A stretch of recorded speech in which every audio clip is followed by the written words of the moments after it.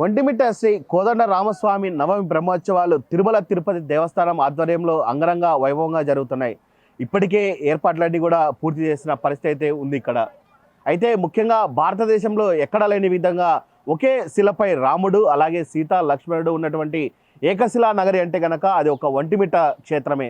ముఖ్యంగా ఇక్కడ చూసుకోవచ్చు, వంటుడు మిట్టుడు అనే ఇద్దరు దొంగలు కూడా పూర్తి స్థాయిలో కూడా ఈ ఆలయాన్ని అప్పట్లో కూడా కట్టించడం జరిగింది.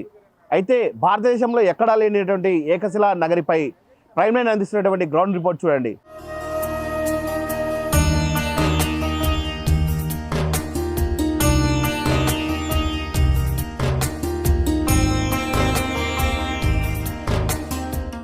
ఓం నమో వెంకటేశాయ, ఓం నమో నారాయణాయ.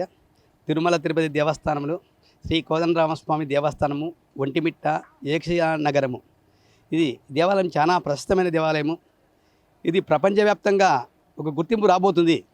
అప్పుడే దాని యొక్క అవేర్నెస్ మనకు కడపతా ఉంది ఈ ప్రపంచవ్యాప్తంగా.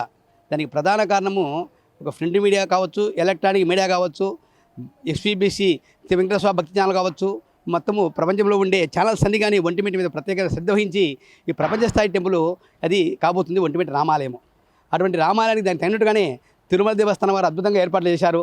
యాత్రికుల వస్తు సముదాయం అయితేనేమి, తర్వాత అన్నప్రసాదం అయితేనేమి, తర్వాత సాయంకాలం పూట అన్నమాచార కీర్తనలు హరికథలు అయితేనేమి మన యొక్క సనాతన సంస్కృతిని ప్రపంచాలకు భావితరాలకు అందిస్తున్నారు తిరుమల తిరుపతి దేవస్థానం వారు.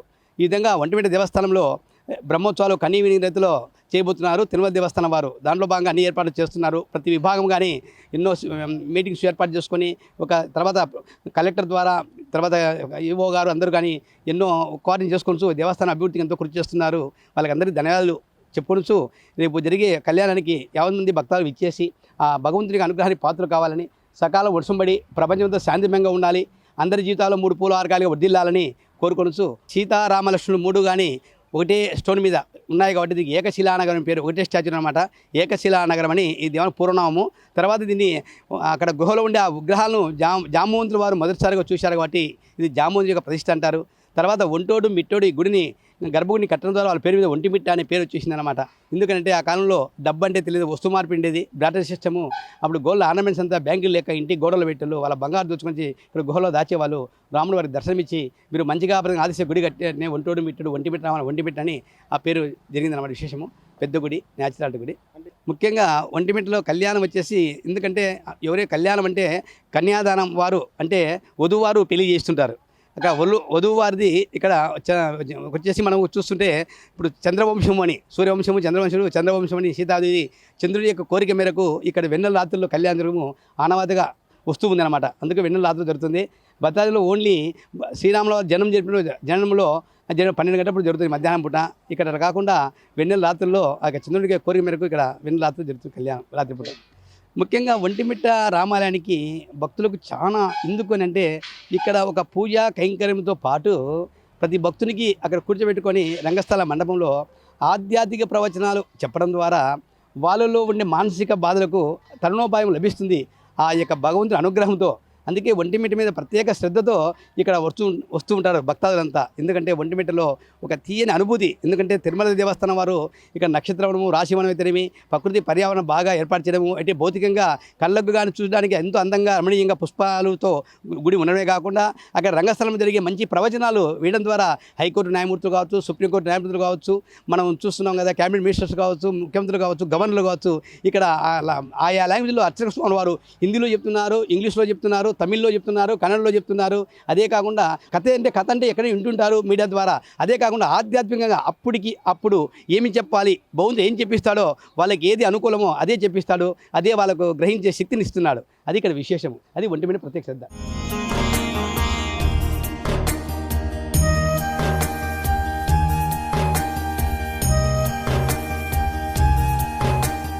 శ్రీరామచంద్ర శ్రుతపారిజాతః సమస్త కళ్యాణ గుణాభిరామః సీతాముఖాంభోరః చంచరీకః నిరంతరం మంగళం మాతనవుతూ.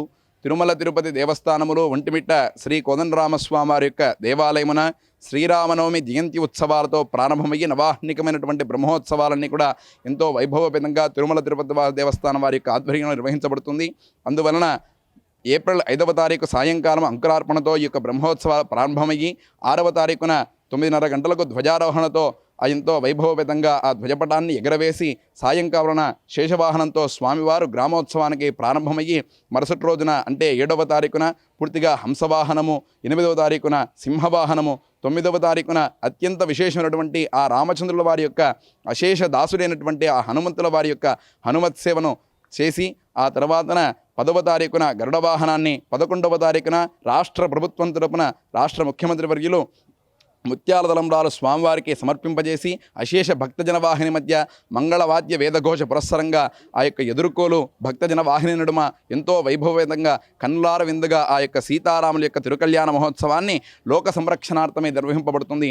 అలాగే కళ్యాణోత్సవం వెంబటే స్వామివారు గజావాహనాధిరుడై గ్రామోత్సవానికి బయలుదేరుతారు. మరుసటి రోజున 12వ తారీఖున స్వామివారి యొక్క రథోత్సవము, 13వ తారీఖున అశ్వవాహనంతో, 14వ తారీఖున చక్రస్నానము ధ్వజ అవరోహణ గావించి 15వ తారీఖున స్వామివారి యొక్క శ్రీపుష్పయాగంతో ఏకాంత సేవతో స్వామివారి యొక్క బ్రహ్మోత్సవ కార్యక్రమాలన్నీ కూడా ఎంతో వైభవపేతంగా అట్టహాసంగా తిరుమల తిరుపతి దేవస్థానం వారి యొక్క ఆధ్వర్యంలో మంగళవాద్య వేద ఘోష పురస్సరంగా కోలాటాల నడుమ భక్తజన అశేషమైనటువంటి భజనల నడుమ పండరీ భజనలు ఇత్యాది ఎన్నో యొక్క కార్యక్రమాలతో స్వామివారి గ్రామోత్సవానికి ముందర ఆ యొక్క స్వామివారి ఉత్సవం వెళుతుంటే చూస్తూ ఉన్నంతసేపు చూస్తున్నట్టుగా ఉంటుందన్నమాట. అంతగా ఉన్నటువంటి ఆ యొక్క వేదపారాయణమైతేనేమి, తర్వాత దివ్య ప్రబంధ పాఠనదారులైతేనేమి, అర్చక స్వాములైతేనేమి, మంగళవాద్య వేద ఘోషములైతేనేమి, ఆ కోలాటాలైతేనేమి, హరికథా గానాదులు ఇత్యాదులైతేనేమి, ఇంతటి వాడి యొక్క నడుమ స్వామివారి యొక్క బ్రహ్మోత్సవం నిత్యం కూడా ఈ యొక్క 9 రోజులు కూడా ఎంతో వైభవంగా జరుగుతాయి.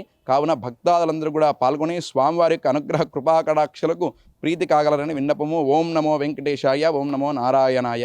అంతటి విశిష్టత ఈ యొక్క ఏకశిలానగర్ అనేటువంటి ఈ యొక్క క్షేత్రంకే కలదు.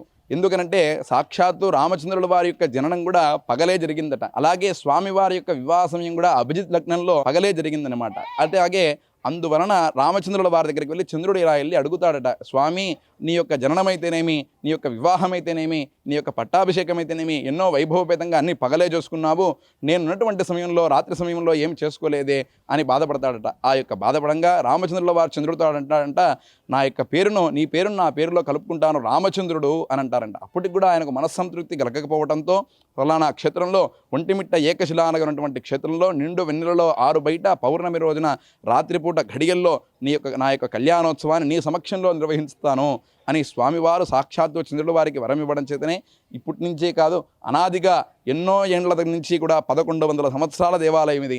ఆ యొక్క 1100 సంవత్సరాల నుంచి కూడా ప్రతి బ్రహ్మోత్సవంలో కూడా ఇక్కడ రాత్రిపూటనే నిండు వెన్నెలలో చంద్రుడి యొక్క సమక్షంలో స్వామివారి యొక్క తిరుకళ్యాణ మహోత్సవం జరగడం అనేది ఒక్క ఏకశిలా నగరం ఒంటిమిట్ట క్షేత్రానికే కలదు. అంతటి విశేషమైనటువంటి ఎవరైతే ఈ యొక్క కళ్యాణోత్సవాన్ని చూస్తారో, రామచంద్రుల వారు సూర్యవంశము, సూర్యుడు దేనికి ప్రతీక అనంటే సంపూర్ణమైనటువంటి ఆరోగ్యానికి, వంశవృద్ధికి ప్రతీక. అలాగే సీతమ్మ వారు ఏ యొక్క వంశము, ఆమె చంద్రవంశము, చంద్రుడు దేనికి ప్రతీక, మనందరికీ కూడా మనస్సును నెమ్మదిగా కలిపి భగవంతుడి యొక్క దగ్గరగా మన మనస్సును చేర్చేటువంటి చంద్రుడు అంత విశేషమైనటువంటి ప్రతీక. అందువలన ఎవరైతే ఒంటిమిట్ట కళ్యాణోత్సవంలో సీతారామ కళ్యాణాన్ని చూస్తారో అది నిండు వెన్నెలలో వారందరికీ కూడా క్షేమము, స్థైర్యము, ధైర్యము, ఆయువు, ఆరోగ్య, అంతేకాకుండా ముక్తి కూడా కలుగుతుంది చంద్రుడి ద్వారా. అంతటి విశేషమైనటువంటి ఈ యొక్క కళ్యాణోత్సవం యొక్క ప్రతీతి.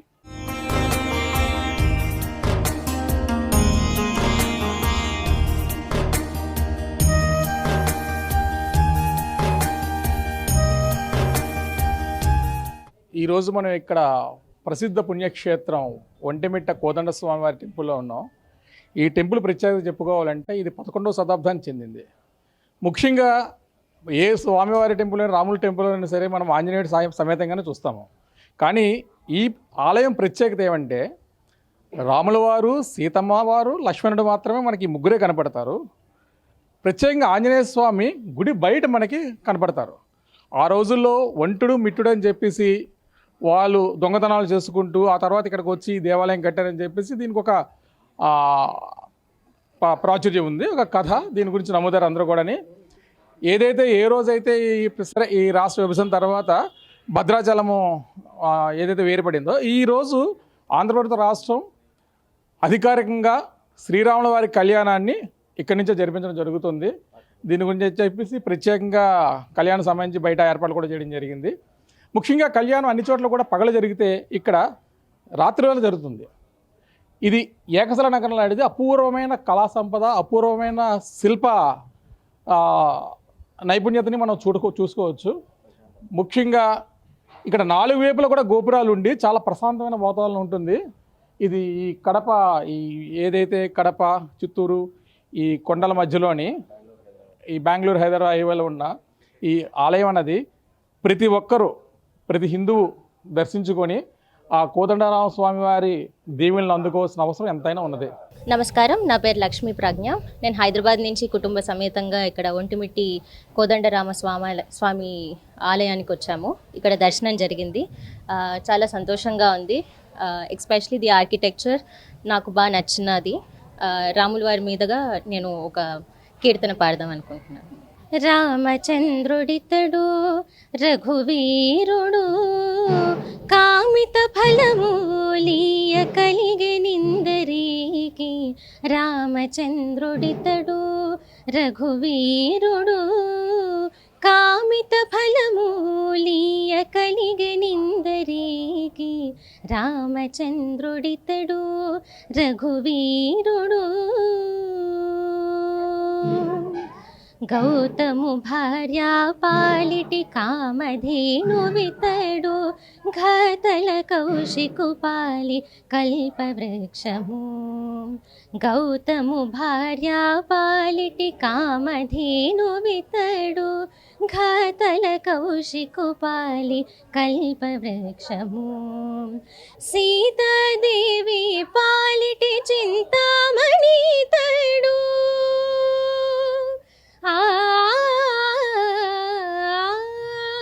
సీతాదేవి పాలిటి చింతామణి తడు ఈతడు దాసుల పాలిటి ఇహ పరదైవము.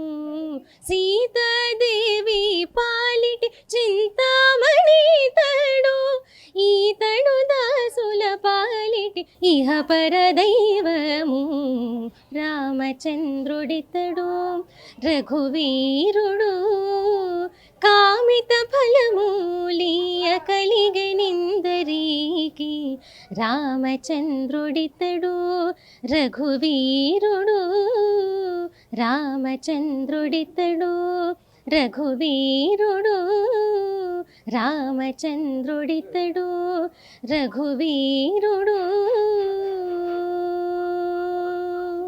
నమస్కారం, నా పేరు ఉమాశారద. హైదరాబాద్ నుంచి వచ్చాము. 4 సంవత్సరాల క్రితం కరోనాలో మొక్కుకున్న మొక్కు తీర్చుకోవడానికి కుటుంబ సమేతంగా వచ్చాము. దీని గురించి అయితే ఎవ్రీ ఇయర్ అందరూ చెప్పగా విని ఒక చాలా కష్టకాలంలో మొక్కుకున్నాము. అది నెరవేరింది. ఇంట్లో ఎవరికి కరోనాలో ఏ ప్రాబ్లం రాకపోవడం వల్ల ఎంతో సంతోషంగా ఉండి 4 సంవత్సరాల తర్వాత అందరం కలిసి పిల్లలు చదువులు అయ్యాక వచ్చాము.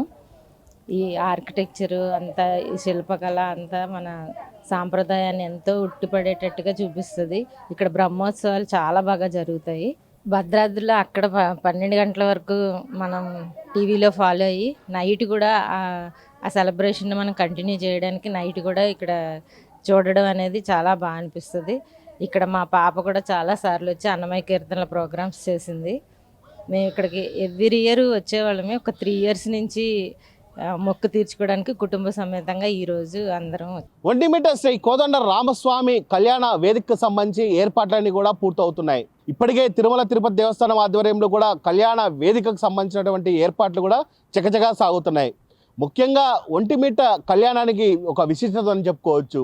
భద్రాచలంలో రాముల వారి కళ్యాణం ఉదయం పూట జరుగుతుంటే ఒంటిమిట్టలో మాత్రం ఆయన కళ్యాణం రాత్రిపూట జరుగుతుంది.